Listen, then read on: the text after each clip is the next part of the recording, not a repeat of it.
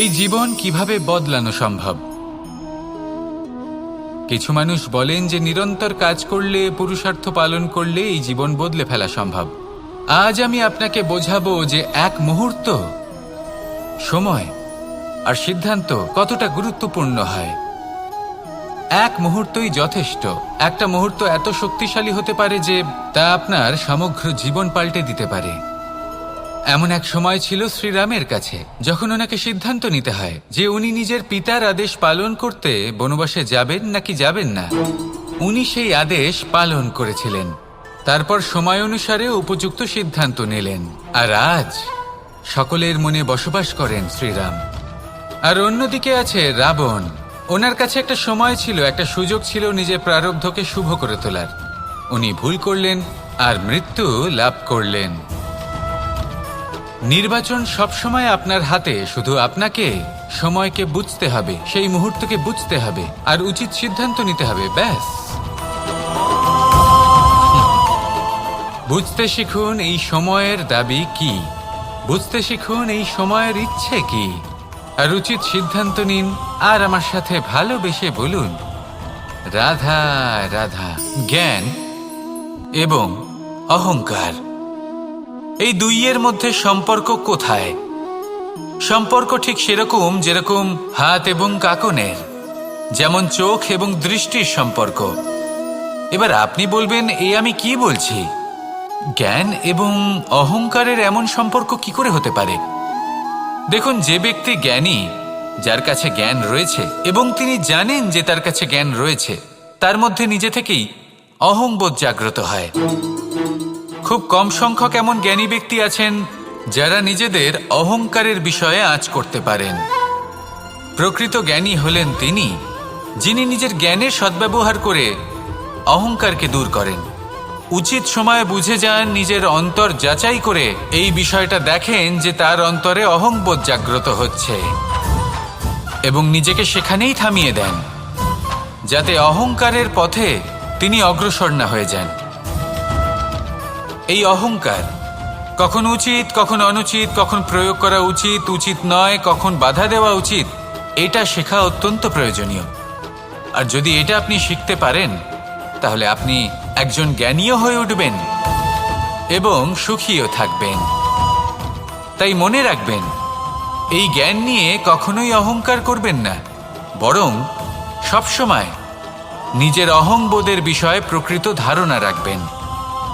আসুন আমার সাথে ভালোবেসে বলুন, রাধা রাধা। আমাদের জীবনে 7 ধরনের সুখ আছে, আর সেগুলো লাভ করার জন্য আমরা অত্যন্ত প্রচেষ্টা করি। কিন্তু কোনো প্রচেষ্টা করার পূর্বে তা কিভাবে করব সেটা বোঝা খুব প্রয়োজন, আর সেখানেই আমরা ভুল করে থাকি। যে কাজটা আমাদের পরে করা উচিত, সেটাই আমরা আগে করে বসি। আপনাকে স্পষ্ট করে বোঝাই, প্রত্যেক সুখের সাথে 2টি ক্রিয়া জড়িত থাকে।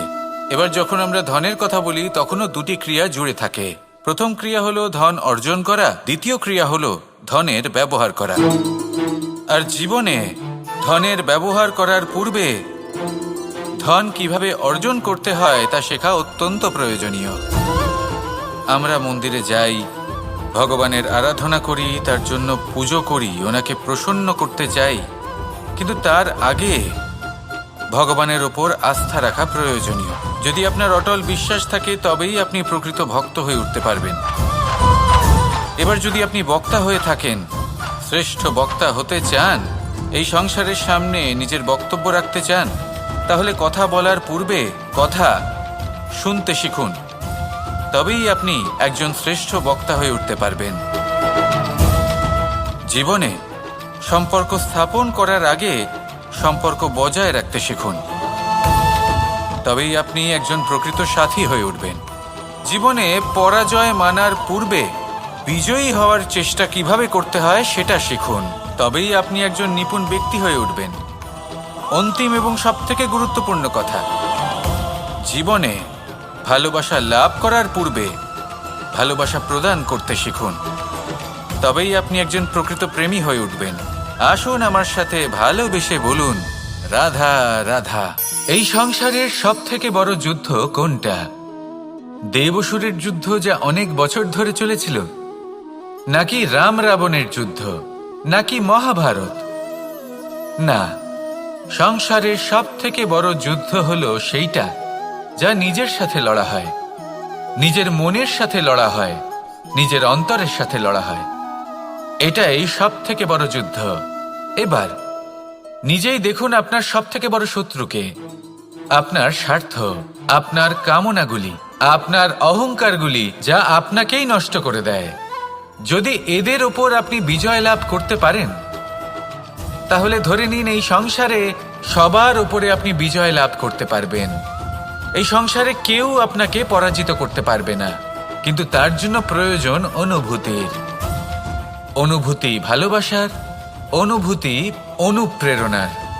যে ব্যক্তি ভালোবাসতে পারেন এবং প্রেরণা দিতে পারেন, তিনি চিরকাল জয় লাভ করতে পারেন। নিজের কাছে ভালোবাসার এক অস্ত্র রাখুন আর প্রেরণার এক ঢাল। জীবনে কেউ আপনাকে পরাজিত করতে পারবে না। আসুন আর আমার সাথে ভালোবেসে বলুন, রাধা রাধা। সৌন্দর্য। মানুষ নিজের সৌন্দর্যের বিষয়ে কতটা ভাবে, চায় যে সে সব থেকে বেশি রূপবান হবে, সব থেকে বেশি সুন্দর হবে। কিন্তু সৌন্দর্যের পরিভাষা কি তা কি সে জানে? কোনো মাকে জিজ্ঞেস করুন, ওনার জন্য সৌন্দর্যের পরিভাষা ওনার সন্তান। কোনো ভক্তকে জিজ্ঞেস করুন, ওনার জন্য সৌন্দর্যের পরিভাষা ওনার ভগবান। শ্রীরামকে জিজ্ঞেস করুন, ওনার জন্য সৌন্দর্যের পরিভাষা হলো হনুমান। ভাঙা হানু, ফুলে যাওয়া মুখ, দেখতে গেলে উনি বানর, লম্বা লেজ, এত নিরীহ যে ওনাকে অমূল্য মালা দিলে সেটা ছিঁড়ে তার ভেতরে শ্রীরামকে খুঁজছিলেন। কিন্তু ওনার ভাবনা কত সুন্দর। উনি এটা বিশ্বাস করেন যে সংসারের যতই মূল্যবান জিনিস দিয়ে এই মালা তৈরি করা হোক না কেন, যদি এর মধ্যে শ্রীরাম না থাকেন তাহলে এর মধ্যে কোনো অর্থ নেই। সৌন্দর্য রূপে নয়, ভাবনায় নিহিত থাকে। যদি আপনি সৌন্দর্য প্রাপ্ত করতে চান তাহলে তা কর্মে নিয়ে আসুন, ভাবনায় এবং বিচারে নিয়ে আসুন। এই সৌন্দর্য আপনার সাথেই থাকবে। যদি আপনি সৌন্দর্যকে রূপের মধ্যে খোঁজেন তাহলে কিছুক্ষণের জন্য পাবেন, সেই সৌন্দর্য সময়ের সাথে হারিয়ে যাবে। সৌন্দর্য যদি পেতে চান, খুঁজতেই চান, তাহলে হৃদয় খুঁজুন, কর্মে খুঁজুন। মন প্রসন্ন হয়ে বলবে, রাধা রাধা। এই সংসারে মানুষ জন্মগ্রহণ করেন, বড় হতে থাকেন, পুরুষার্থ লাভ করেন, অর্জন করেন।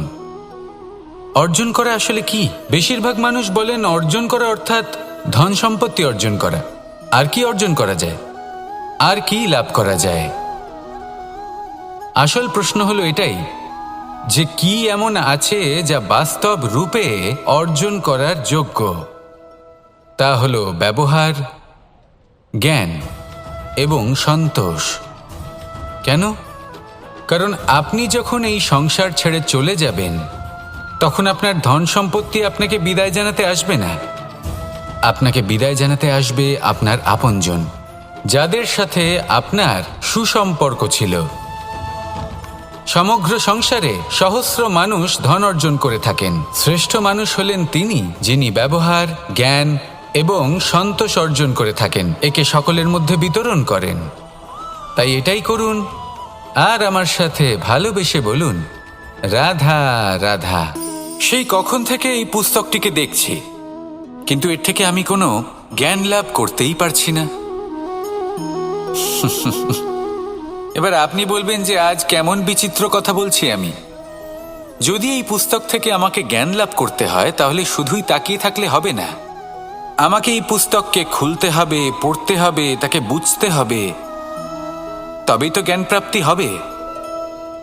বড়ই সহজ একটা ব্যাপার, কিন্তু একে যাপন করা অত্যন্ত কঠিন, তাই না? আপনি নিজেকেই দেখে নিন। আপনার কাছে অনেক জ্ঞান রয়েছে। সহজ থেকে সহজতর জ্ঞানের কথা যদি বলি, আপনি এটুকু তো জানেন যে সত্যি কথা বলা ভালো কাজ, দান করা হলো পুণ্যের কাজ। আপনি জানেন যে পরিশ্রম করলে সাফল্য আসবে। এই জ্ঞান তো আমাদের কাছে রয়েছে, এমন অনেক জ্ঞান আমাদের কাছে রয়েছে, কিন্তু আলস্যের কারণে, অবহেলা করে আমরা শুধু এই জ্ঞান প্রয়োগ করতে পারি না, এই জ্ঞান যাপন করতে পারি না, একে আচরণে প্রয়োগ করতে পারি না, সেই জন্য দুঃখী হয়ে যাই। তাই আপনার কাছে যা যা জ্ঞান আছে, যা যা জ্ঞান আপনি লাভ করেছেন, সেই জ্ঞান যাপন করা শুরু করুন, জীবনে প্রয়োগ করতে শুরু করুন। এই মন প্রত্যেকটি মুহূর্তে প্রসন্ন থাকবে, আর লক্ষ্যপ্রাপ্ত করে এই মন বলবে রাধা রাধা। একটা জলের ফোঁটাকে ফোঁটা নামে সম্বোধন করা হয়। অনেক ফোঁটা একত্রিত হলে সাগরের রূপ ধারণ করে। শুধু একটা পাতাকে পাতা বলা হয়, অন্য অনেক পাতার সাথে একত্রিত হলে তা গ্রন্থের রূপ ধারণ করে। একটা মাত্র সুতো অন্য সুতোর সাথে মিলিত হলে বস্ত্রের রূপ ধারণ করে। অনেক সংখ্যক ইট একত্রিত হলে মহলের রূপ ধারণ করে। সৈন্যরা একত্রিত হলে সৈন্যদল তৈরি হতে পারে। এটা হলো শক্তি সংগঠনের, এটাই হলো শক্তি একতার। তা সে বনস্পতি হোক বা কোনো ব্যক্তিই হোক, কোনো মনোভাবই হোক, যদি একা থাকে তাহলে দুর্বল হয়ে পড়বে। যদি সংগঠিত থাকে তাহলে শক্তিও বাড়বে আর আপনাকে সামনে এগিয়েও নিয়ে যাবে। তাই এই একতায় বিশ্বাস রাখুন আর আমার সাথে ভালোবেসে বলুন রাধা রাধা। এমন কিছু রয়েছে মানুষের মনে, তাদের জীবনে এমন এক আবেগ যা সর্বজন বিদিত, যা সবাই জানেন যে উপস্থিত আছে। সেটাকে আমরা সমস্যা বলে থাকি। এমনিতে আমরা সকলেই জানি যে এমন কোনো গৃহ নেই যেখানে মৃত্যুর ছায়া পড়েনি, এমন কোনো বৃক্ষ নেই যার দ্বারা ওষুধ তৈরি সম্ভব নয়, এমন কোনো অন্ন নেই যা সময়ের সাথে বিষ বা অমৃতে পরিণত হতে পারে। এবার এই সমস্যাগুলি কোনো ব্যক্তির জন্য সমস্যা হতে পারে, কিন্তু নিজে থেকে এরা কোনো সমস্যাই নয়। এরা আসে আমাদের সাহায্য করতে, আমাদের কিছু শেখাতে। আপনি নিজেই দেখুন, পর্বতের শিখর থেকে কোনো এক পাখি পড়ে গিয়ে নিজের প্রাণ ত্যাগ করলো। সেটা কখন সম্ভব? যখন সেই পাখি ওড়ার চেষ্টাই করে না। তখন যখন কোনো ব্যক্তি জলে পড়ে যান এবং ডুবে গিয়ে নিজের প্রাণ হারান, এর সম্ভাবনা কখন বেশি থাকে? যখন সেই ব্যক্তি সাঁতার কাটার চেষ্টাই করেন না। তখন এই সমস্যা প্রত্যেকের জীবনে থাকবেই, কিন্তু এটা মনে রাখা প্রয়োজনীয় যে কোনো সমস্যা পরিস্থিতির কারণে সমস্যা হয়ে ওঠে না। এই পরিস্থিতি যখন আমাদের সামনে আসে, আমাদের তা কঠিন মনে হয়, আমরা নতমস্তক হয়ে পড়ি, ভয়ভীত হয়ে পড়ি, তার সম্মুখীন হতে পারি না। তখন তা সমস্যার রূপ নেয়। দৃঢ় হয়ে দাঁড়িয়ে থাকুন সাহসের সাথে, এই পরিস্থিতিগুলির সম্মুখীন হন। দেখবেন সমস্যা কখন সাফল্যে পরিণত হবে আপনি জানতেই পারবেন না। আসুন আমার সাথে ভালোবেসে বলুন রাধা রাধা। এই সংসারে কখনো কোনো ব্যক্তিকে তার বাইরের পোশাক দেখে বিচার করার চেষ্টা করবেন না, এটা খুব বড় ভুল করবেন। যেমন আমরা জীবনে অনেক সময় এমন করি, ধরুন কোথাও একটা গাছ দেখলাম, খুব বিশাল আকারের একটা গাছ, যেটা মাটির থেকে অনেক উঁচুতে পৌঁছে গেছে, যার বিশাল শাখা আছে। সেগুলো দেখে আমরা ভাবি যে এই গাছে হয়তো কত সুস্বাদু ফল আছে। আমরা সেই গাছের পরিচর্যা করতে থাকি। আবার অন্যদিকে হলো একটি তৃণ, যেটা মাটি থেকে কিছুটা উঁচুতে পৌঁছেছে, কিন্তু সেই তৃণর নিচে, মাটির নিচে অত্যন্ত সুস্বাদু ফল বা সবজি জন্ম নেয়, যা আমাদের স্বাস্থ্যের পক্ষে অত্যন্ত উপকারী। সেই জন্য কখনো আবরণ দেখে কাউকে বিচার করতে চেষ্টা করবেন না। তার বদলে এটা বোঝার চেষ্টা করুন যে আপনার সামনে যে ব্যক্তি আছে বা বস্তু আছে তার বিশেষত্ব কি। যদি এই বিশেষত্ব বোঝার ক্ষমতা আপনি অর্জন করেন, যদি এই শিল্প আপনি নিজের ভেতরে জাগ্রত করেন, তাহলে এই সংসারে বিশেষত্ব কি সেটা আপনি জানতে পারবেন। আর এই সমস্ত খেলা দৃষ্টি থেকে নয়, দৃষ্টিভঙ্গি থেকে জন্ম নেয়। দৃষ্টিভঙ্গি সবসময় শুভ রাখুন আর আমার সাথে ভালোবেসে বলুন রাধা রাধা। যখন মানুষের মৃত্যু হয় তখন কি হয়? অনেক সংখ্যক মানুষ শোক পালন করতে চলে আসেন। যে ব্যক্তি মৃত্যু লাভ করেছেন তার অনেক বস্তু থাকে যেগুলো তার প্রিয়, যেগুলো তিনি ব্যবহার করেছেন। তার শয্যা, তার বস্ত্র, তার আভূষণ, সবকিছু তার থেকে বিচ্ছিন্ন করা হয়। এবং খালি হাতে তাকে শ্মশানের উদ্দেশ্যে রওনা করা হয়। আমি আপনাকে এই প্রশ্ন করতে চাই, আপনি এই সংসারে কি অর্জন করেছেন? ধন, সম্পত্তি, বস্ত্র, আভূষণ, এই সব কিছু যে আপনি অর্জন করেছেন, আপনার মৃত্যুর পরে তা আপনার থেকে দূর হয়ে যাবে। এর উত্তর হলো একটাই, আপনার কর্ম। শুধু সেটাই আছে যা একান্ত আপনার, আর শুধু সেটাই এই সংসার থেকে চলে যাওয়ার পরেও সংসারেই জীবিত থাকবে। যদি আপনি দুষ্কর্ম করেন, তাহলে এই সংসার আপনাকে একটি অনুচিত উদাহরণ হিসেবে মনে রাখবে যে এই ব্যক্তি খুব পাপী ছিল, অনুচিত কর্ম করতেন। যে পথে তিনি চলেছেন সেই পথে কারোর চলা উচিত নয়। সেখানেই যদি আপনি সৎকর্ম করেন, তাহলে সংসার চিরকাল এটাই বলবে যে খুব ভালো মানুষ ছিলেন, সবাইকে ভালোবাসতেন, সবাইকে সাহায্য করতেন, আমার খুব প্রিয় মানুষ ছিলেন। এটাই হলো শ্রেষ্ঠ কর্ম। সেই জন্য জীবনে শুধুমাত্র ধন, সম্পত্তি, আভূষণ এই সব অর্জন করতে গিয়ে নিজের মনোনিবেশ করবেন না। শ্রেষ্ঠ কর্ম করুন। সংসার থেকে চলে যাওয়ার পরেও এই কর্মই এই সংসারে আপনাকে জীবিত রাখবে। আসুন আমার সাথে ভালোবেসে বলুন, রাধা রাধা। আমরা সবাই সূর্যকে সম্মান করি, ওনাকে শ্রদ্ধা করি, ওনাকে পুজো করি। এই সূর্য আমাদের শক্তি প্রদান করেন, প্রকাশ প্রদান করেন। কখনো কখনো উষ্ণতা এতটাই বাড়িয়ে তোলেন, এতটাই তপ্ত করে তোলেন, আমাদের একথা মনে হয় যে আমাদের এই শরীর জ্বলে যাচ্ছে।